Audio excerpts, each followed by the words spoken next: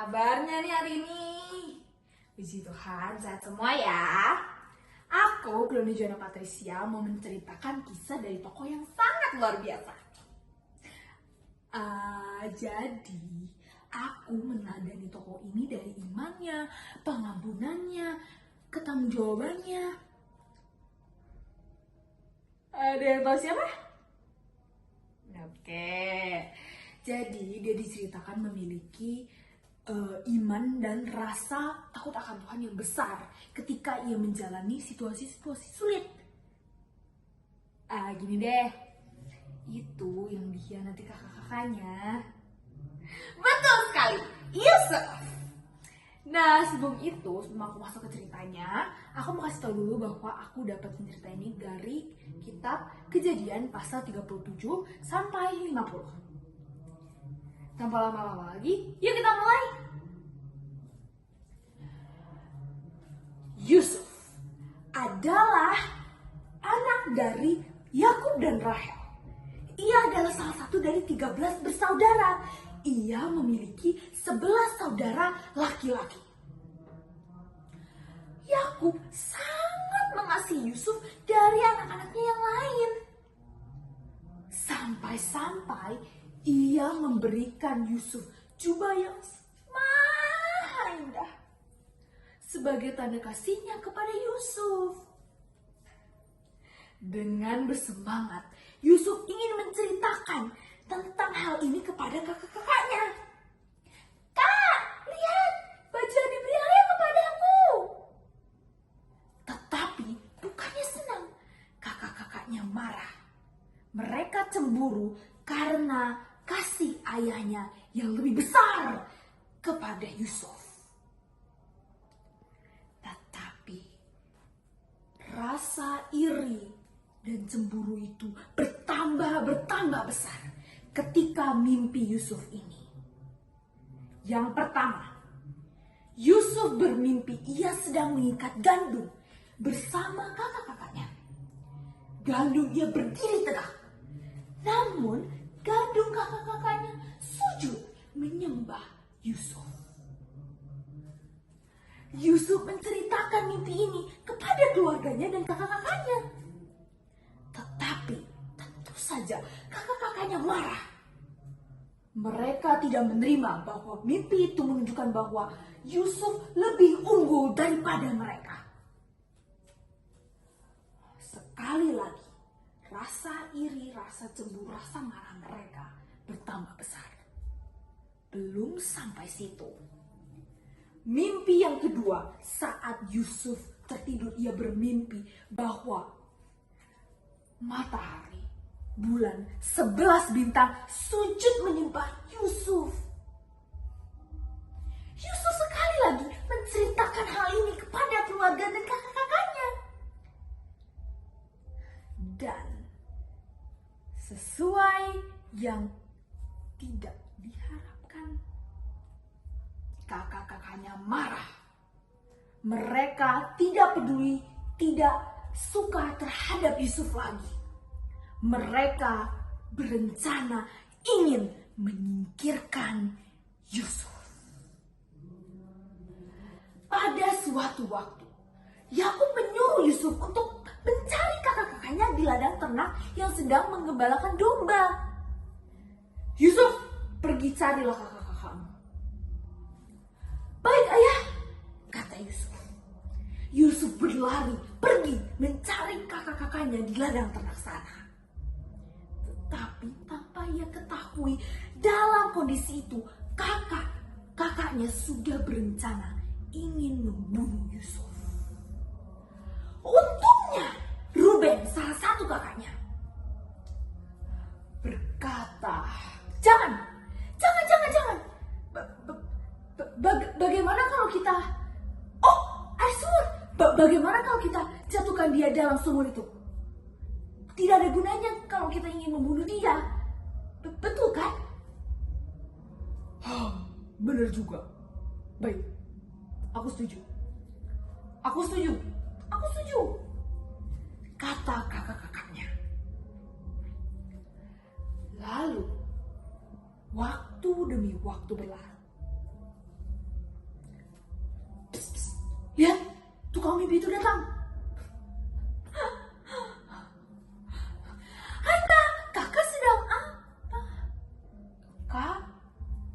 Kak, mereka mengelilingi Yusuf dengan wajah marah. Kak, kok, Ruben, Simeon, kenapa? Aku salah apa? Dilepasnya jubah Yusuf, dan Yusuf ditarik, dibuang ke sumur. Lalu, lihat, ada pedagang Midian. Bagaimana kalau kita jual saja dia di pedagang Midian itu? Wah, ide bagus. Ya, kita jual saja. Daripada mati di sumur itu. Kakak-kakaknya berencana untuk menjual Yusuf kepada pedagang Midian itu. Yusuf sakit hati. Mereka menarik Yusuf dan menjualnya. Untuk menipu ayahnya, mereka mengambil semangkok darah kambing dan jubah Yusuf dicelupkannya ke dalam darah kambing itu sebagai tanda bahwa Yusuf telah mati karena binatang buas. Ayah, Yusuf telah mati karena binatang buas.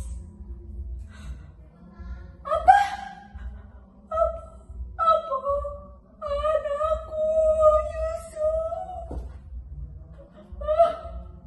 Berhari-hari berlarut-larut, bertahun-tahun, ayah selaku Yakub sedih, marah, tidak terima bahwa anaknya yang ia sayangi telah tiada. Tetapi di sisi lain, Yusuf dijual kepada pejabat istana Firaun, yaitu Potifar. Ia dijual ke Mesir.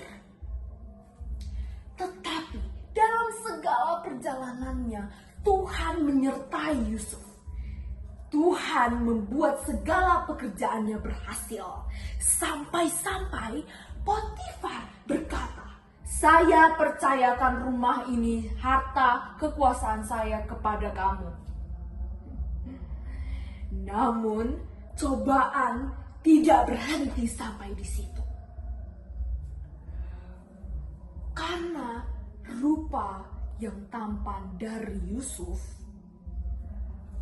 istri Potifar menggoda Yusuf. Tetapi karena Yusuf taat kepada tuannya dan taat kepada Allah, ia memilih untuk berkata tidak. Ia tidak mau dirayu dan digoda. Sampai-sampai istri Potifar marah.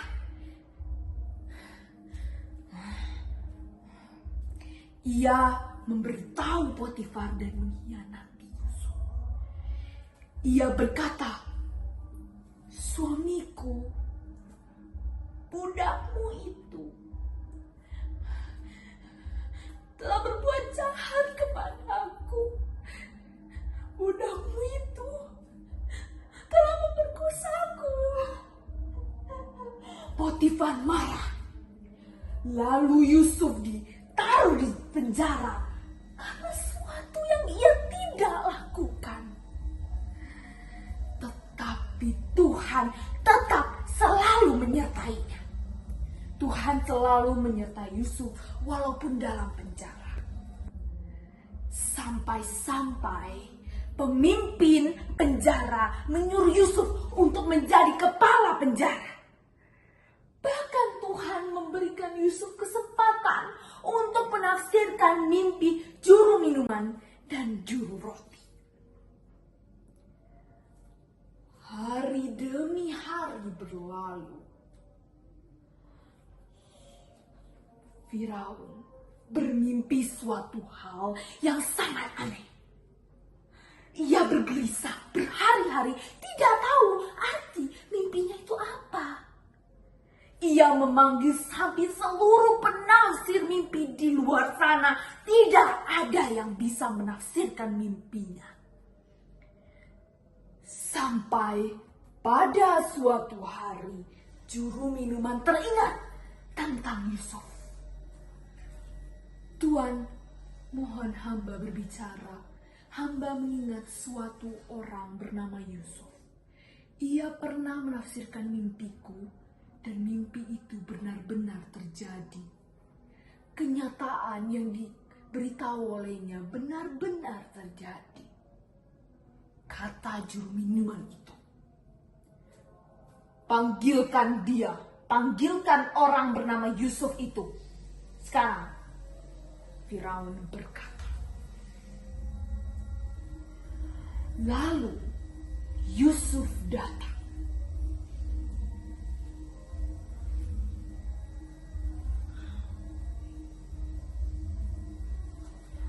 Apakah kamu yang dapat menafsirkan mimpi itu?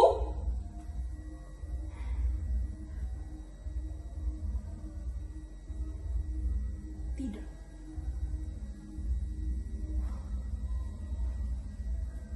Tidak. Bukan aku yang menafsirkan mimpi itu, Tuan. Tuhanlah yang menafsirkan mimpi itu.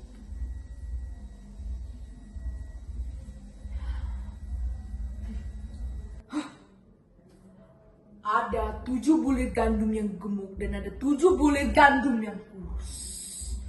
7 bulir gandum yang kurus itu habis memakan 7 bulir gandum yang gemuk itu. Sama halnya dengan 7 ekor sapi yang kurus dan 7 ekor sapi yang gemuk sehat. 7 ekor sapi yang kurus itu memakan habis 7 ekor sapi yang gemuk itu. Apa artinya itu? Tafsirkan mimpi itu.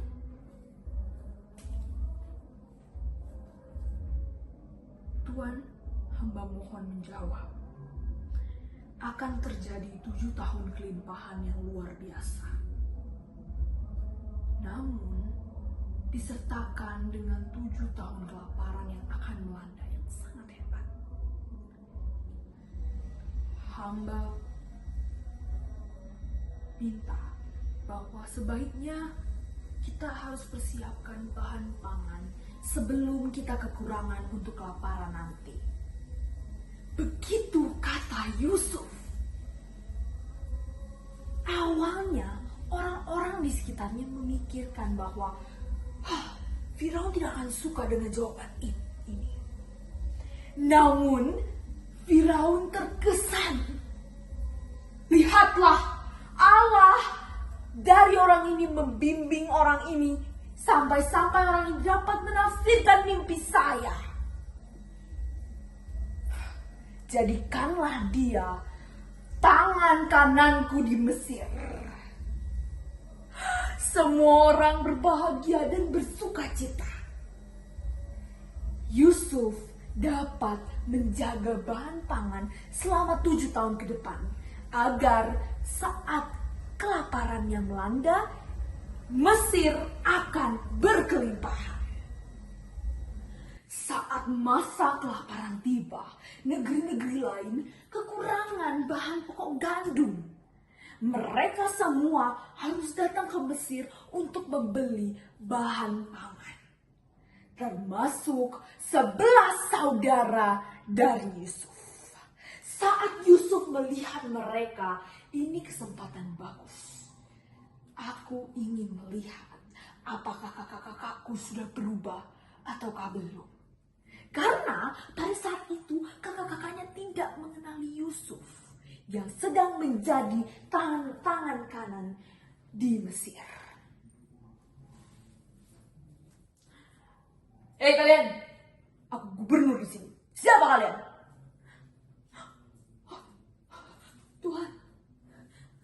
Tuhan, kami dari kanan, Tuhan. Kami sedang mencari mata-mata. Omong kosong. Kalian hanya datang untuk mencari kelemahan kami. Tidak Tuhan, tidak. Kami 12 bersaudara. Satu saudara kami ada di rumah. Satu saudara kami telah tiada. Tuhan, kami mohon, kami hanya datang ke sini untuk mencari bahan pokok saja. Itu saja. Adik, saya akan menahan satu orang dari kalian di sini. Di sini. Bawalah adik kalian itu ke sini. Temui aku. Kalian akan terkena masalah jika kalian tidak mengikuti perintahku. Dengan terpaksa kakak-kakaknya harus pulang. Yusuf menahan Simeon.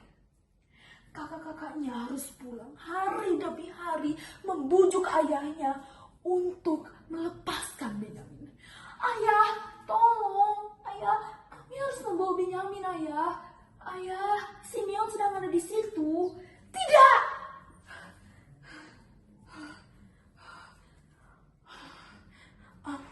Anakku sudah tiada, kamu ingin membawa Benyamin lagi? Tidak. Tidak akan ayah perbolehkan. Simeon di situ, ayah. Kami akan mati. Ayah. Karena kesedihan yang dialami oleh Yakub takut akan petaka yang terjadi akan anak-anaknya lagi. Tetapi waktu demi waktu lewat, bahan pokok menipis dan menjadi kritis. Dengan terpaksa, Yakub harus melepaskan Benyamin pergi dengan kakak-kakaknya menemui Yusuf di tanah Mesir. Saat mereka tiba, Yusuf memerintahkan pegawainya untuk memasukkan piala ke dalam kantong Benyamin.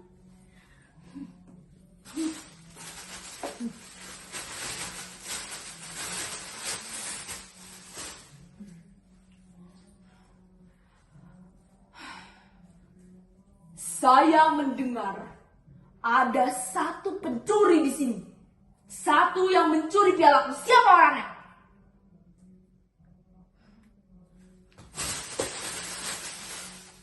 Kamu orangnya.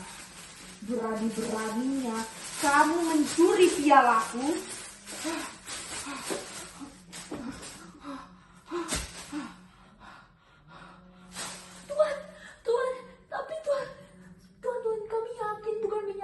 Benyamin tidak akan melakukan itu, Tuhan. Tuhan, tolong Tuhan. Percayalah pada kami. Kami tidak tahu kenapa itu bisa ada di situ. Saya tidak bicara dengan kalian. Saya hanya memasukkan anak ini. Kamu akan menerima akibatnya. Kamu akan jadi budak saya di Mesir. Tuhan, jangan. Tuhan, jangan. Sampai ada satu kakaknya yang berkata, Tuhan, tolong gantikanlah saja saya. Gantikanlah saja aku. Biarlah anak ini pulang ke Kanaan. Gantikanlah saja aku. Aku saja menjadi budakmu, Tuhan. Tuhan, kami tidak sanggup melihat ayah kami menderita berlarut-larut dalam kesedihan karena anaknya yang telah tiada.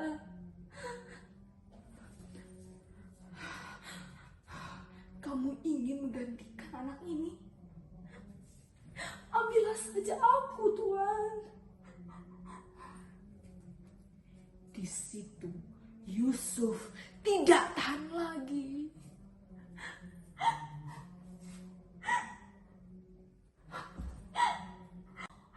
Sekarang aku tahu engkau semua telah berubah. Awalnya mereka terkejut, mereka tidak percaya.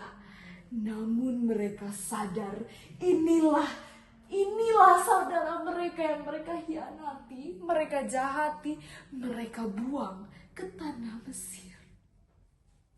Bersukacitalah mereka Dan mereka sujud kepada Yusuf seperti dalam mimpi. Wow, keren banget ya teman-teman ya. Ternyata kalau kita bisa menjaga iman kita selama kita melewati situasi sulit, dan kita mau tetap takut akan Tuhan, tetap melakukan yang benar walaupun mengalami situasi yang sulit, kesulitan yang luar biasa, dan kita mau mengampuni walau kita sudah merasa tersakiti, itu adalah suatu hal yang luar biasa. Ternyata Tuhan punya rencana untuk kita semua. Sekian cerita aku hari ini. Terima kasih ya teman-teman udah mau menyaksikan ceritaku pada hari ini. Semoga kita bisa belajar sama-sama dengan kisah Yusuf ini, dan semoga aku bisa menceritakan kisah ini dan kisah ini bisa menjadi berkat bagi kalian semua. Terima kasih teman-teman. Aku pamit dulu. Dadah. Aku Patricia. Aku pamit dulu. Dadah. Tuhan Yesus memberkati.